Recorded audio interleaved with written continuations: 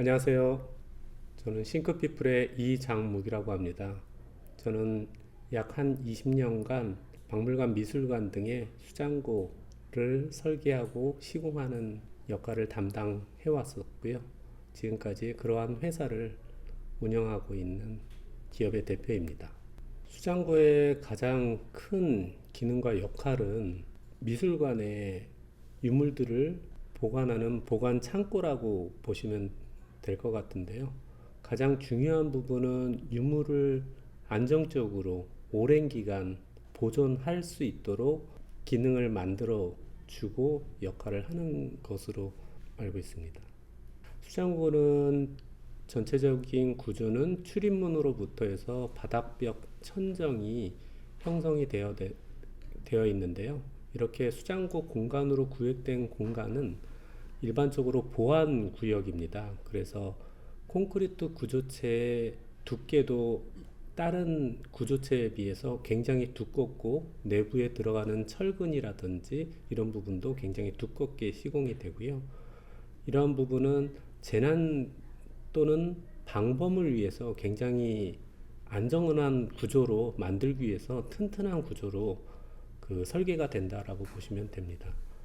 이 콘크리트 구조 안쪽에는 수장고를 가장 안전하게 하기 위한 또 이중의 구조가 되어 있는데요. 이 내부에는 온도와 습도, 그 다음에 내부의 유해 물질들이 외부로 방출이 되고 안쪽으로 들어오지 않도록 차단하는 차단벽을 또 한 번 구성하게 됩니다.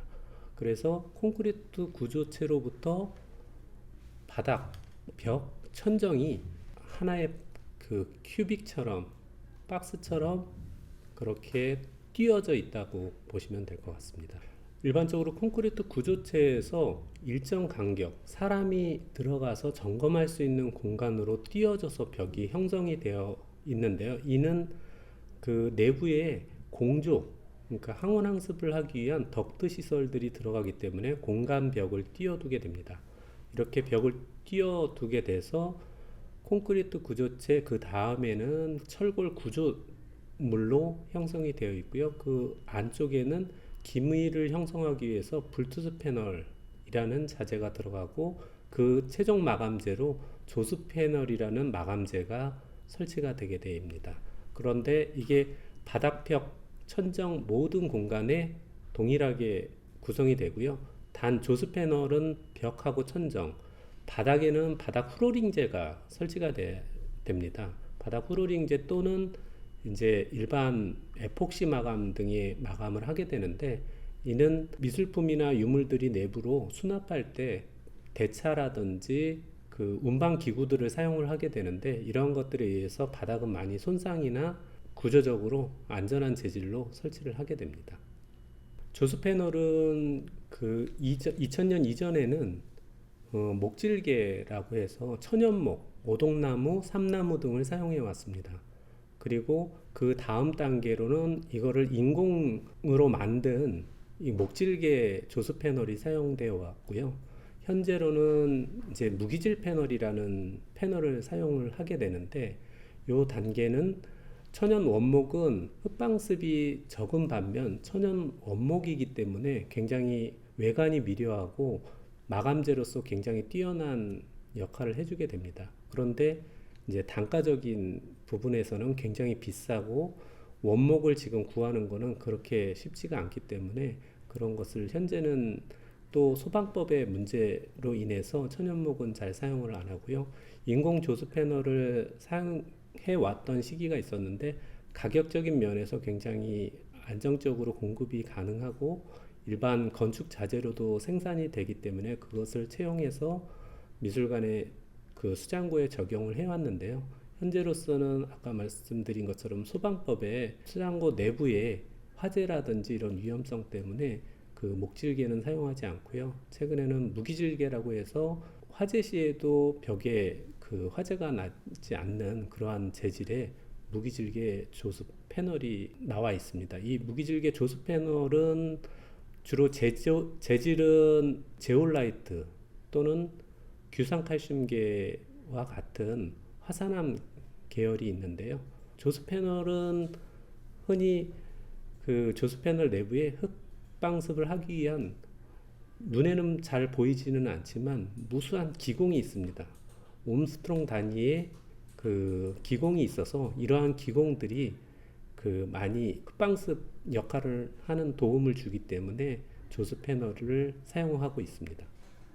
그 조수 패널은 산업 규격에 따라서 크기가 일정하게 나눠져 있습니다. 이러한 틈새를 막고자 띠장이라는 흔히 우리가 생각하는 몰딩 형태가 되겠는데요. 이 띠장은 예전에는 흙방습이 그 목질개였었을 때는 표면뿐만 아니라 그 측면에도 일어났었기 때문에 띠장을 띄어서 설치를 했었는데, 최근에 무기질개 조수 패널의 경우에는 그 표면 조수만 하기 때문에 사이사이 자재의 크기에 따른 몰딩만 설치를 하고 있습니다. 일단 수장고를 설계할 때 길이 방향으로 후로링제를 써서 시공을 하게 됩니다. 블투스 패널 위에 후로링제가 사용되는데요. 후로링제는 아무래도 후로링제도 목재다 보니까 흙방습을 합니다. 그런데 많지는 않지만 수축 변형이 일어날 수 있기 때문에 이런 것들의 간격을 약간씩 주어서 수축 변형이 일어나더라도 마루가 들고 일어나거나 이런 문제가 생기지 않도록 약간씩 띄우는 시공법을 사용하고 있는데요. 체육관의 후로링하고 똑같은 단풍나무 또는 너도밤나무 이제 이런 재질의 그 후로링재를 가장 많이 사용하고 있습니다. 수장고 내부에 보관되는 물품 중에 특히 해화류 또는 지류 같은 경우에는 빛에 대한 손상이 굉장히 많이 발생을 하게 되는데요. 이런 그 빛에 의해서 해화류라든지 그 지류에 퇴색이 되지 않도록 퇴색 방지형 필름을 붙이거나 그런 형태로 나온 형광등을 사용해 왔었습니다. 그런데 최근에는 LED 조명이 그러한 퇴색 방지 기능도 겸비한 부분이 있어서 최근에는 LED를 사용해서 조명을 하고 있고요. 대신 수장고 내부는 가장 그 일반적으로 저희 전시실에서 사용하는 조명보다 굉장히 낮은 룩스를 사용해서 150에서 300 이내의 룩스 이내로 그 보관을 하고 있습니다. 수장고 출입문의 가장 큰 특성은 그 크기가 미술품이 들어가거나 굉장히 큰 물품이 들어가기 때문에 굉장히 일반 문보다 굉장히 크게 됩니다. 그래서 하역장에서 수장고로 들어오는 모든 동선에 도어는 굉장히 큰 크기의 문들이 설치가 되는데요. 이 수장고 도어는 특히 화재, 도난, 그 다음에 외부로 들어오는 여러 가지 유해적인 물질들이 내부로 들어오지 않도록 차단하는 역할을 하는데요. 먼저 외부에 화재가 났었을 때 내부로 화재가 들어오지 못하도록 이 외부는 굉장히 두꺼운 철판으로 되어 있고 그 안의 구조에는 철판과 철판 사이에는 내화 콘크리트로 채워지게 됩니다. 그리고 그 뒷부분은 수장고 도어를 열고 닫고 하는 기구 장치들이 설치가 되고요. 최종적으로 안쪽에는 수장고 크기에 따라서 다르긴 하지만 보조문을 설치하는 경우도 있고요. 아니면 내부에 소독을 예전에는 했었는데 소독을 하기 위한 훈증 해치 등이 설치되는 경우도 있습니다. 그리고 잠금 장치가 설치가 되는데요. 이거는 100만 변환 잠금 장치가 설치가 되는데 이거는 출입자의 통제, 내부로 들어가는 사람들을 통제하기 위해서 그 100만 변환 잠금 장치를 설치하고 또 키 형태로 설치하고 최근에는 이제 보안 장치를 보완하기 위해서 전자적으로 그 잠금 장치를 설치하기도 합니다.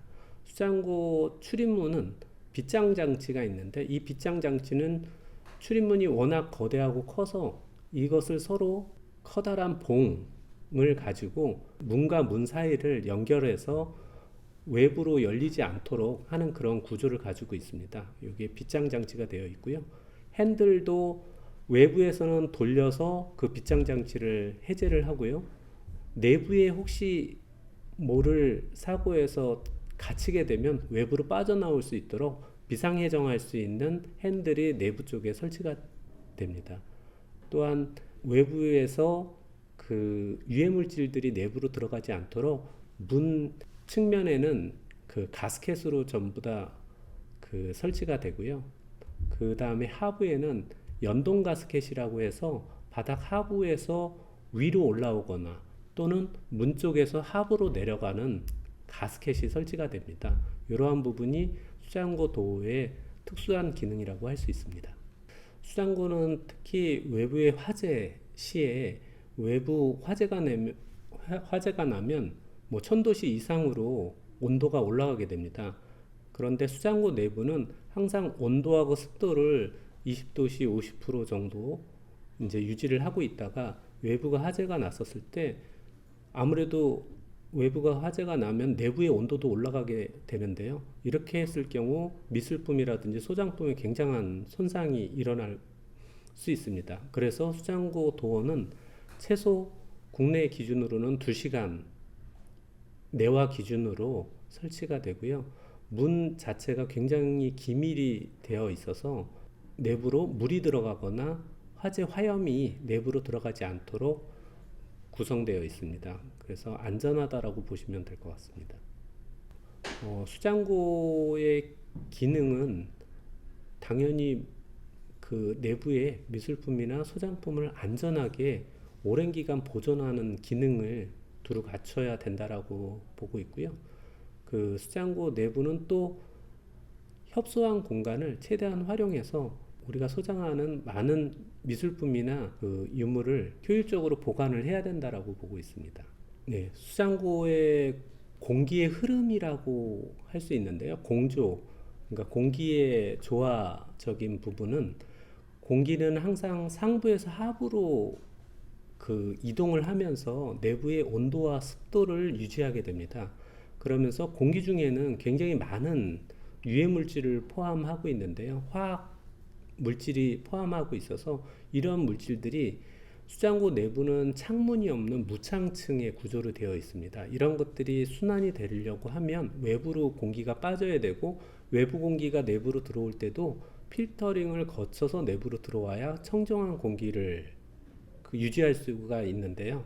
그렇기 때문에 공조기를 설계를 할 때, 항원항습기를 설계를 할 때 반드시 필터, 3중 필터 정도는 해줘야 됩니다. 이 3중 필터는 맨 처음에 이제 프리 필터, 그 다음에 이제 중간에 미디움 필터, 그 다음에 마지막으로 카본 필터 등의 유해 물질을 차단할 수 있는 필터가 설치가 되어야 되고요. 이 공조는 균일한 온습도 조건을 만족을 해야 됩니다.